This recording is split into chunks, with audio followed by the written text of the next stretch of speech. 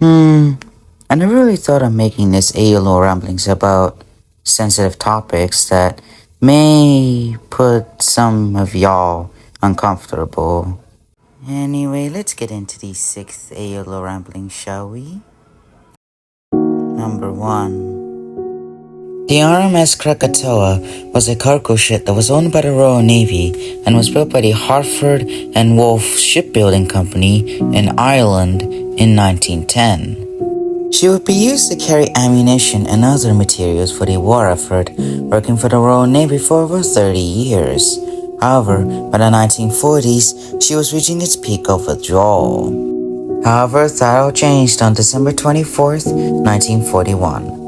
While at the harbor, the RMS Krakatoa was struck by a bomb by one of the Third Reich's Luftwaffe bomber planes, as well as a few fighter bomber planes, which were owned by the German army.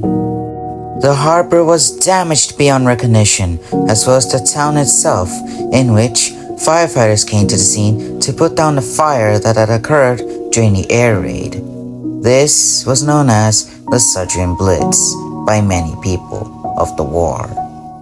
The RMS Krakatoa was damaged beyond repair and was scrapped, while the harbor was rebuilt and eventually survived through the war after it was placed back into service. The harbor still exists and is still operating to this day. Number 2.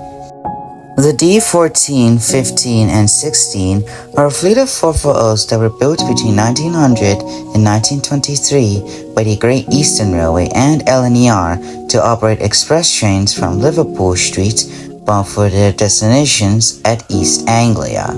They would operate for the GER and LNER and even into the British Rail era. However, they were all withdrawn and scrapped by 1960. GER T-16 number 8787 was built in 1900 and would soon operate for the GER and LNER, even pulling the Royal Train alongside its brethren 8783. When it was withdrawn in 1959, both 8783 and 8787 was said to be scrapped. However, it was bought by the Northwestern Region of British Rail, leaving 8783 to be scrapped. When her new life started on the Northwestern Region, she was repainted yellow and was soon given the name Molly Thatcher, named after a fireman that used to operate her during the British Railways era. She is still operating on the island today, alongside a Buddy Light Pacific, originally named Spitfire, now named Rebecca Fargate, on the main line between Timoth and Vicarstown. However, in the near future, Molly would not be alone, as the Claude Hamilton Locomotive Group had decided to make a replica of number 8783, which would be named Phoenix. Once completed, Phoenix, as it will be called, would operate rail tours across Britain and could possibly reunite with Molly. We just don't know yet. But if that happens, a possible family reunion of Molly and Phoenix could happen in the near future. Number 3. Road railers are a type of freight cars that can be used by placing a semi-trailer or a trailer onto a bogie into a unit train after they have one or more bogies on the trailer. They were commonly used in America, but Australia and the UK had dabbled in the experimenting of road railer units. In the 1960s, British Rail was experimenting with new ways to deliver goods faster between London and its major cities. They opted to choose a road railer service because it gained a lot of advantage over trucking services, which traveled through normal conventional roads and traffic jams occurring along its way. And thus, in 1964, the new road rail service was introduced on the East Coast Main Line between London, Newcastle, and Edinburgh. Around the same time, the island of Sota became British Rail's test subject for a brand new monorail service between Timoth and Kildane and later Vicarstown. This service, known as the Sudrick Road Railer, was introduced a year later in 1965. However, due to containerization being popular by the late 1960s with the introduction of Freightliner, the road railer service had already been wiped out of the network by the time of the early 1970s. The Sudrick Road Railer service was a victim to this and it saw its last service on April 19th, 1969, marking an end of an era for a what-if concept of the road rail service in the UK. While yes, the road rail service gained an advantage over roadways, it wasn't able to compete itself with newer and faster ways of delivering goods between London and its major cities, which is why British Rail never opted to choose the road rail service ever again. While other countries like Australia discontinued the road rail service, while other countries began introducing them, like India, the North American continent is still operating road rail services as of today, with Canadian National and Norfolk Southern operating these trains on a daily basis. Number 4. We all know that British Rail introduced the motor rail service in 1966. However, prior to this, the car carrier service began operations in 1955 with the Anglo-Scottish sleeper car carrier service, which ran from London to Perth. And eventually, more and more motor rail services were introduced, like the one from London to Exeter. This service predates the motor rail service within 11 years, and so, with more and more car carrier services being introduced, this gained the popularity of motorists who wanted to take a break from driving their cars from day to night all the way up towards their destinations. In 1958, the northwestern region of British Rail had introduced their own car carrier service traveling from Teignmouth to Vickerstown. This was given the grand name of the Capricorn car carrier service. By the mid-1960s, the northwestern region of British Rail had 12 services that have operated within that region. The car carrier service used to be operated with steam. However, by 1964, it was replaced with diesels. The Southern car carrier services were never incorporated with the motor rail service until 10 years later. And then, y'all get the story. The car carrier service will never be forgotten by any people who had experienced operating it, even under the Southern eye. It is still widely acclaimed as the best thing that the Southrons had ever made. Number 5. The island of Minnesota has seen its fair share of accidents, ranging from a minor accident to a really major accident. One of the deadliest rail accidents in the British Isles is the Quinton's Hill Rail disaster of 1915, followed up by Harrow Wealdstone and Lewisham. However, one of the deadliest accidents in the island of Minnesota's history is the Great Kildane train wreck of 1923. On the 30th of September 1923, the London Midland and Scottish Railway had operated 2 expresses, 1 regional train, and the Northwestern Railway operated 1 express passenger train and 2 goods trains, carrying loads and loads of fish. The accident started when the express smashed into the fish train, which then caused a huge pileup, killing 190 people and injuring 212 passengers. Soon, rescue workers arrived at the scene to pick up the damaged cars and locomotives that were involved in the accident. An investigation was launched under the British Consul and was soon determined that a signal past that danger was the cause of the accident. A memorial was placed on the site of the accident, and soon the residents of Kildane will ever be haunted by this tragic accident. Number 6. The Southern Railway Q1s are a fleet of 060 goods engines that were built by Oliver Bulleid during the Second World War. They would operate goods trains on the Southern Railway and later Southern region of British Rail until the withdrawal between 1963 and 1966. The only survivor of the Q1s is numbered C1, which is currently on display at the National Railway Museum of York.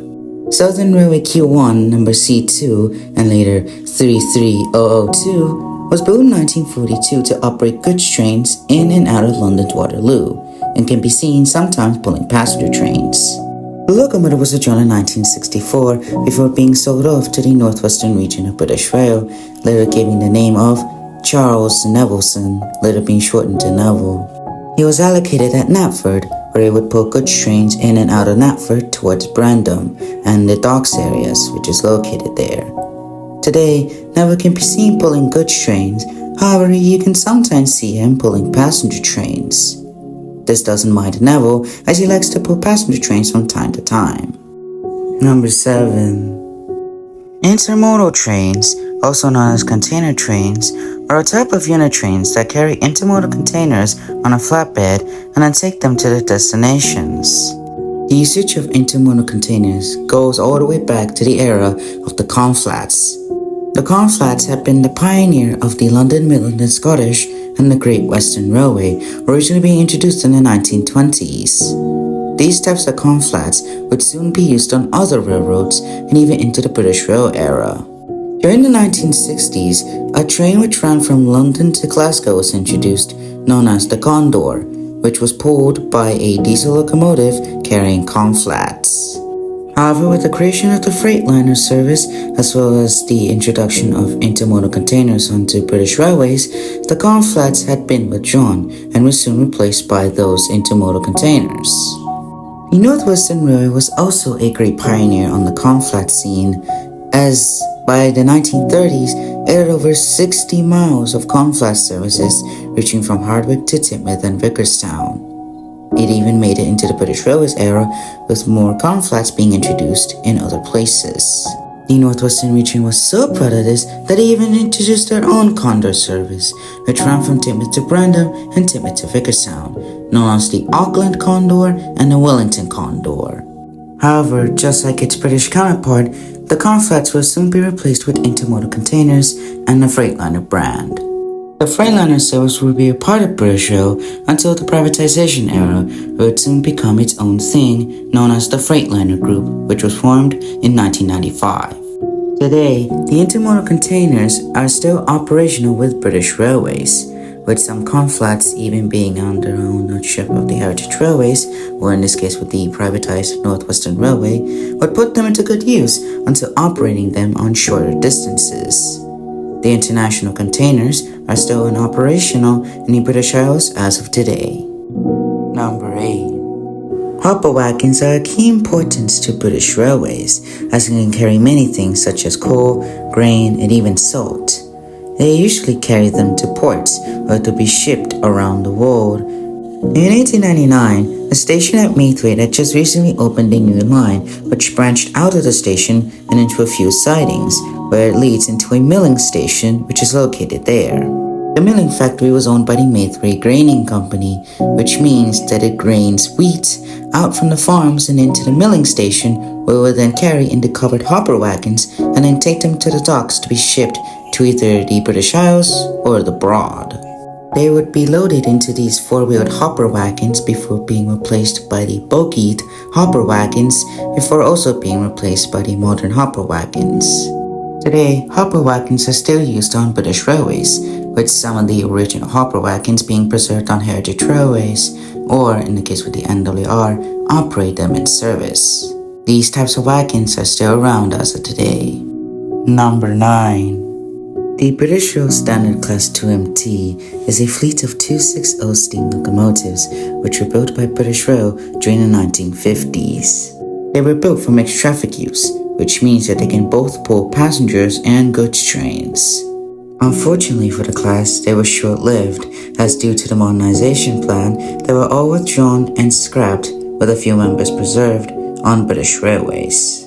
BR Standard IVET 2MT number 78007 was built by the Darlington Works to work along the Cambrian coastline before being withdrawn in 1967. Surprisingly, in a twist of fate, the locomotive was preserved by the Northwestern region, and nowadays you can see him operating out of Normanby alongside an IVET 2MT built by the LMS named Arthur and Barry, another LMS IVET 2MT. This standard class 2MT is still in service as of today. And finally, number 10.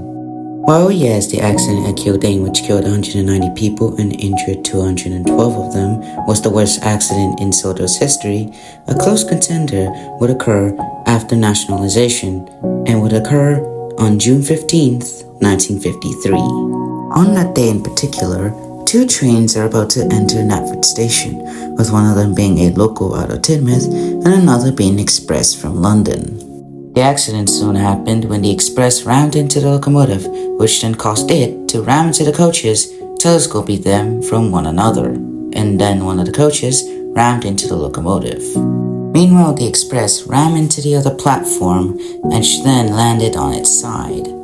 The accident had killed 110 passengers and injured about 150. The investigation of the crash soon happened and was soon determined, just like the 1923 wreck, that a signal passage danger was set. The accident became the second deadliest in such in railroading history until a third contender would occur in 1959. On February 1st, 1959, there are two trains coming into Kelsthorpe Road, one of them being express and the other being a goods train, double-headed by two locomotives. As the goods train entered Kelsthorpe Road, it suddenly derailed on a section of points, which then ran into the passenger train, which then caused a huge and major disaster to occur at the station. This accident had killed 100 passengers and injured 90. The investigation was also launched into the accident, and once again, a signal passage danger had occurred. However, it was due to the fog. A memorial was placed on both of the accidents, which still remains as of today. Well, that was the longest video I ever made.